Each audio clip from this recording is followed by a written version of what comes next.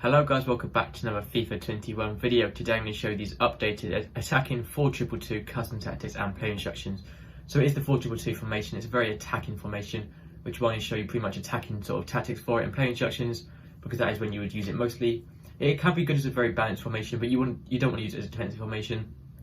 Personally, I do start using this formation when I am a goal or two down. When I am losing the game, I do switch to the 4-2-2, and it works really well to score goals. You do concede a little bit more than normal formations with it, but you do score a lot more, so it is worth it when you're losing. The custom tactics, the defensive style is on balance. I never change that, so I stick it on balance. The width I personally play on 5. If you feel like there's a big gap between those two centre backs, then you can definitely drop that down to 4. Personally, I just use 5.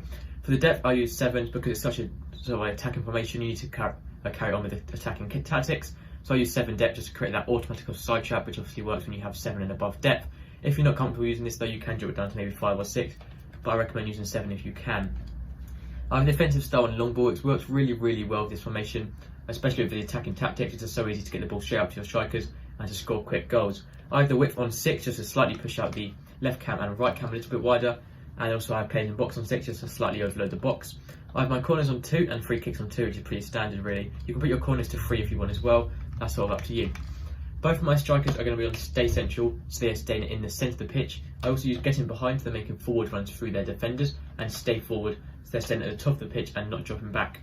The left cam and right cam, for these they're sort of a bit like wingers in game, I suppose. They're not as wide as wingers, but they still have the tactics of cams obviously, but still act quite wide in game.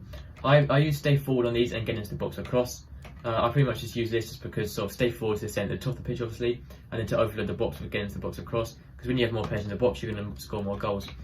For the 2 TDMs, I cut passing lanes and cover centre on both of these, and then I use stay up while attacking on both of these. If you want to make it ultra attacking, you can use get forward, or even just get forward on 1, but I use stay up while attacking, otherwise it does become a bit too attacking and you have no defensive help in the midfield at all.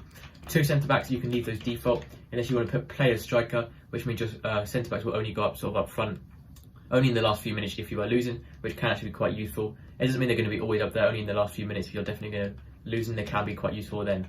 Fullbacks, I have them on stay while attacking and overlap. When you are playing 7 depth, it doesn't really make much difference using stay while attacking, but I still use it anyway. And for my goalkeeper, I obviously use comes, crosses and sweeper keeper.